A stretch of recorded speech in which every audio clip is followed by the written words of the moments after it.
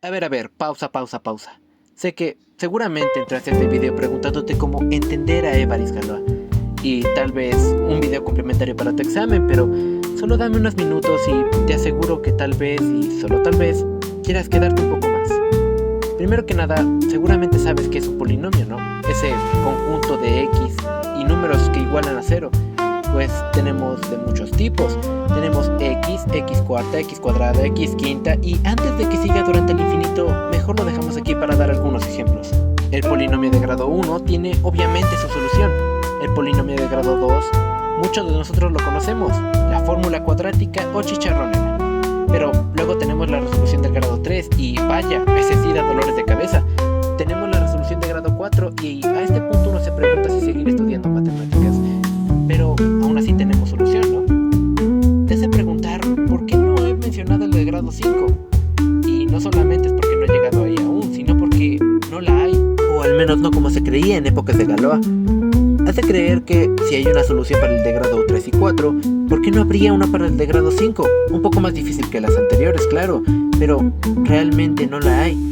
Se llegó a esa conclusión con el matemático Niels Henrik Abel en 1829, después de muchos intentos de solucionarlo con radicales. Llegó a la conclusión de que no había una fórmula general y ni la habría para polinomios de grado 5 o incluso mayor. Así que a partir del 5, 6, 7, 8 y 9 hasta el infinito no habría una regla de solución, lo cual hacía muy suertudos al x1, x2, x3 y x4. Sin embargo, no descartó el que hubiera formas de solucionarlo, una forma de cómo llegar a los resultados. El problema era cómo íbamos a llegar a ese método específico para cada polinomio. Y ahí es donde entra nuestro protagonista, Évarist de Galois. Durante los siguientes minutos intentaré describir aparte de su vida un poco de lo que él revolucionó. Si llega a ponerte cómodo, entonces podemos empezar. Tenemos claro un poco de contexto histórico. El álgebra viene del astrónomo Al-Khwarizmi, su obra que no voy a pronunciar, pero significa transposición y eliminación. Si alguna vez te preguntaste de dónde viene el álgebra, pues de ahí viene. También tenemos registros de matemáticas en Egipto, en donde se usaban ya reglas de 3, ecuaciones lineales, trigonometría, etc. En Babilonia se encontraron ecuaciones de primer y segundo grado, empezando a complicar el panorama. En Grecia también se vieron polinomios, pero con un estudio más enfocado a las formas y geometría que las representaba. Eso sí, demasiado contexto para llegar a esto. Esta es la resolución del polinomio de grado 3. Se hace asignando a, b y c a los miembros del polinomio para encontrar p, luego q, luego delta con p y q. Y ya apenas ahí utilizar la fórmula. Una larga travesía para que te salga uno, ¿no? Y como prometí también el de cuarto grado, las reglas para resolver el de cuarto grado son: supongamos que tienes una ecuación de cuarto grado. Para simplificar la ecuación hacemos el cambio de variable x es igual a y menos b a x, lo que da igual a y es igual a fracción de b sobre a la x. Y sí, eso de ahí es un polinomio de grado 3. Por lo tanto, a partir de aquí tendrás que utilizar entonces la fórmula antes vista para el polinomio de grado 3. Y un pequeño break con un dato curioso. ¿Sabían que durante la implementación del sistema métrico decimal se intentó cambiar los años de 12 a 10 meses y el reloj de 12 a 10 horas? Vaya, sí que estaban locos. Y ahora por fin llegamos con Galois. Este nació un 25 de octubre de 1811 en Bourg-la-Reine. Se podría decir que creció en un lugar perfecto para su desarrollo, o al menos familiar, ya que su padre era director de escuela y su madre de una familia con un estatus social alto. Poseía los conocimientos suficientes para decidir educar a sus hijos y a Galois durante el principio de su vida, en una Francia muy marcada por la agitación, ya que ahí estaba presente el famosillo Napoleón Bonaparte. Este había sido exiliado a la isla de Elba en 1814, y eso hubiera estado bien si no hubiera querido regresar a Francia en 1815, buscando regresar al poder, y lo logró, por 100 días. Después de eso lo volvieron a desterrar a la isla de Elena, donde por fin se quedó. Se intentó desnapoleonizar a toda Francia, aunque no en todo, lo cual fue muy bueno para el padre de Évarist, ya que había sido nombrado alcalde de una comunidad. Debido a la situación histórica, Galois fue republicano acérrimo y estuvo muy involucrado en la agitación política de la época. Ya cuando por fin su madre lo dejó asistir al colegio, entró al College Royal de Louis le Grand. Sé que suena muy fifí, pero realmente no lo es. No era de las instalaciones más bonitas que hubiera, y aún así era el lugar para jóvenes con educación más militar que he escuchado. Un lugar horrible en el cual uno se tenía que levantar tempranísimo, ordenarse, salir en silencio, estudiar en silencio, comer en silencio. El lugar se intentaba que fuera más callado que un velorio, y aún así cree que eso impedía la rebeldía. Pues claro que no. De hecho, los que se atrevían a tomar el castigo de 4 días eran mucho más vistos. Así que ahí la rebeldía de Galois destacó como una mancha en ropa blanca, teniendo problemas con los profesores e incluso el director, que lo envió unos cursos atrás. Aquí fue donde por fin, a los 15 años, Galois encontró justo lo que necesitaba, las matemáticas. Se cuenta que tenía un profesor pésimo para la materia, pero aún así daba bien la clase. ¿Cómo? Con un libro buenísimo, que Galois leyó al derecho y al revés. A partir de ahí sus mañas se marcaron más. Podría decirse que le interesaba lo que le interesaba y lo que no, pues no. Era brillante para las matemáticas, poniendo incluso soluciones. Se sentía tan poderoso como tú cuando aprendiste a sacar límites por L'Hôpital.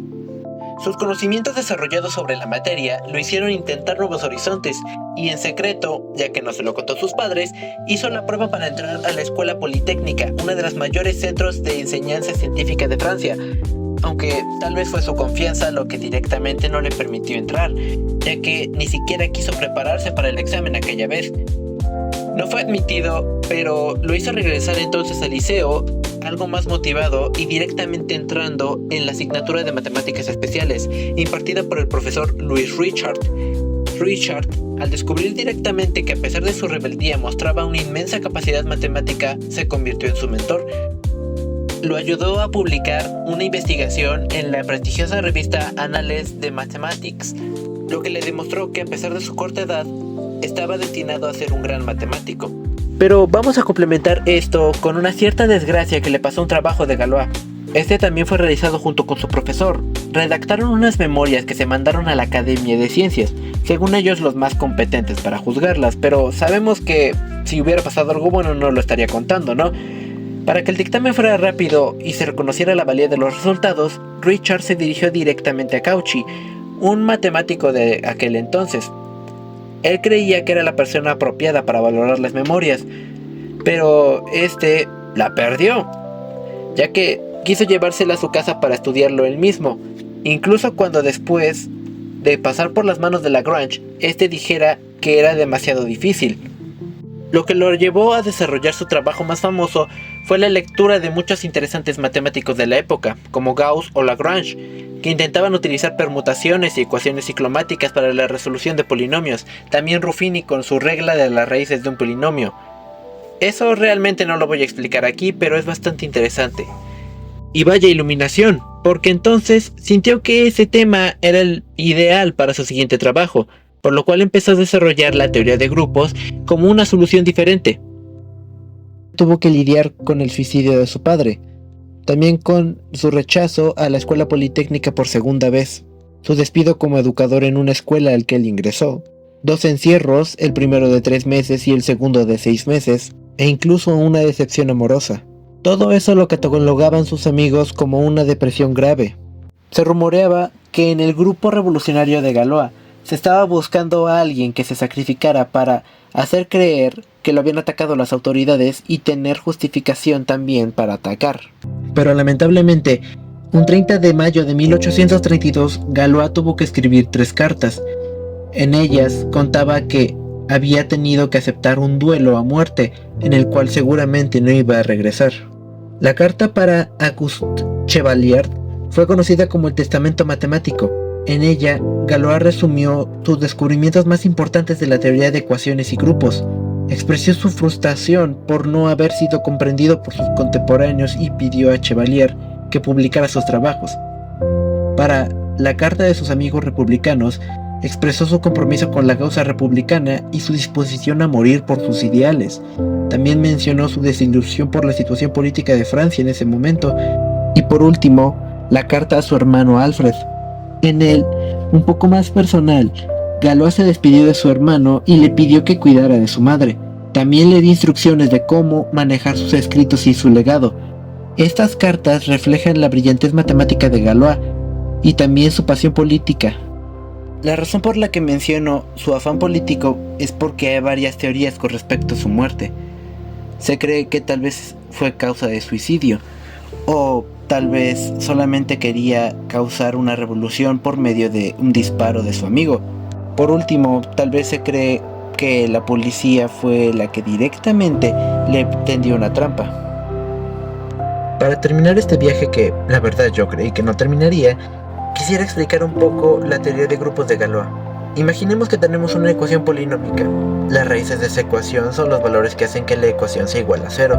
Galois descubrió que al estudiar las permutaciones o reordenamientos de estas raíces se pueden obtener valiosos conocimientos sobre la ecuación. Estas permutaciones forman un grupo, concepto matemático que definió formalmente. Un grupo es una colección de elementos que cumplen ciertas propiedades matemáticas, como la asociatividad, la existencia de un elemento neutro y la existencia de inversos. En caso de que las raíces del polinomio, las permutaciones de estas raíces forman un grupo llamado grupo de Galois. Galois demostró que la estructura de este grupo puede revelar si la ecuación polinómica es resoluble por radicales o no. Esta teoría permitió a Galois resolver el problema de la solvencia de ecuaciones polinómicas de grado 5 o mayor. Pero, ¿dónde se usa hoy en día? Porque pues, ¿para qué viste videos si realmente no se usa? Pero se usa actualmente en criptografía, física teórica, química, computación, topología, geometría y álgebra. La verdad, es un conocimiento increíble que me alegra de haber compartido contigo. Y si alguna vez tienes curiosidad, no dudes en que realmente esto que acabo de decirte es bastante interesante.